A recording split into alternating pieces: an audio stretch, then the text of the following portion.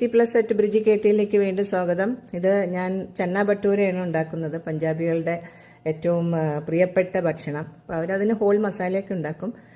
പിന്നെ നമ്മൾ ചന്ന നന്നായിട്ട് കുതിർത്ത ചന്ന വേവിക്കുമ്പോൾ നല്ലോണം വെള്ളമൊഴിച്ച് പിന്നെ അതിൻ്റെ കൂടെ പിന്നെ തേജ്പത്ത വെച്ചാൽ ബിരിയാണിയല്ല അതിടും. പിന്നെ ഒരു കാടമം ചെറുതോ വലുതോ ആയാലും കുഴപ്പമില്ല, ഒരെണ്ണം ഇട്ട് 1-2-3 കഷ്ണം പട്ടയും കൂടി ഇട്ടിട്ട് നന്നായിട്ട് അടച്ചു വെച്ചിട്ട് വേവിക്കണം.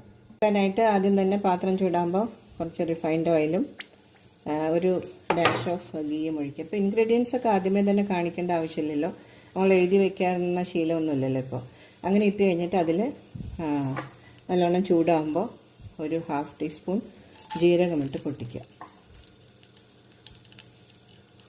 എന്നിട്ട് ജീരകം ഇട്ട് പൊട്ടിച്ച് കഴിയുമ്പോൾ നമ്മൾ അരിഞ്ഞു വെച്ചിരിക്കുന്ന സവാള ഉള്ളി അതിലേക്ക് ഇടും. നന്നായിട്ട് സോഫ്റ്റായി. അപ്പം നമ്മൾ അതിലേക്ക് കുറച്ച് ജിഞ്ചർ ഗാർലിക് പേസ്റ്റ് ഇട്ടു. അപ്പോൾ അരിഞ്ഞ് വെച്ച് ടൊമാറ്റോ ഇടാം. എന്നിട്ട് നന്നായിട്ട് ഒന്ന് ഇളക്കിയിട്ട് നമുക്ക് വീണ്ടും അത് സോഫ്റ്റ് ആവാനായിട്ട് ഒന്ന് മൂടി. അപ്പോൾ നല്ലപോലെ ഇത് സോഫ്റ്റായി. ഇതിലേക്ക് നമുക്ക് മസാലകൾ ഇടാം. വാസ്തവത്തിൽ അവർ എല്ലാം ഹോൾ മസാലയാണ് ആദ്യമേ ഉണ്ടാക്കി വയ്ക്കുക. പക്ഷെ ഞാനിപ്പോൾ ഹോൾ മസാല ഉണ്ടാക്കുന്നില്ല. എല്ലാം ഒരു സ്പൂൺ കാശ്മീരി ചില്ലി, എല്ലാം പൊടികളാണ് ഇടുന്നത്. കാശ്മീരി ചില്ലി ഇട്ടാലാണ് അതിൻ്റെ കളറ് വരുള്ളൂ. പിന്നെ ഒരു സ്പൂൺ 1.5 സ്പൂൺ മല്ലിപ്പൊടി,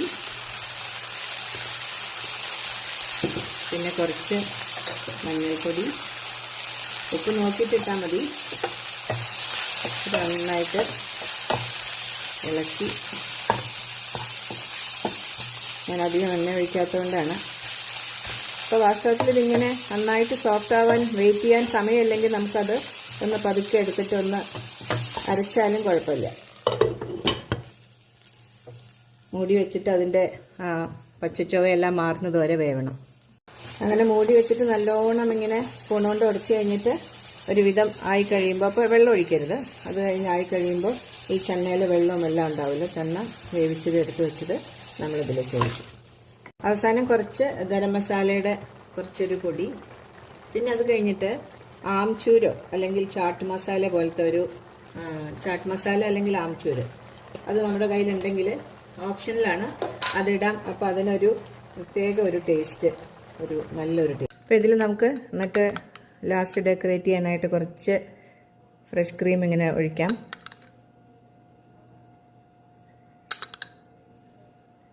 ഫ്രഷ് ക്രീം ഒഴിച്ച് അലങ്കരിക്കാം. എന്നിട്ട് കസൂരി മേത്തി ഉപയോഗിക്കും. ഞാൻ എല്ലാത്തിലും ഉപയോഗിക്കും.